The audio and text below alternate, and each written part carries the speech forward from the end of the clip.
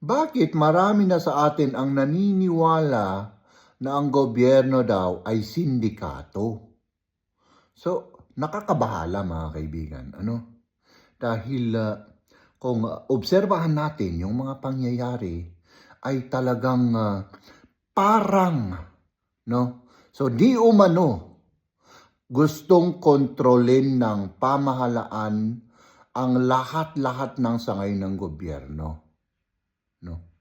So, yun ay mga agam-agam lang mga kaibigan.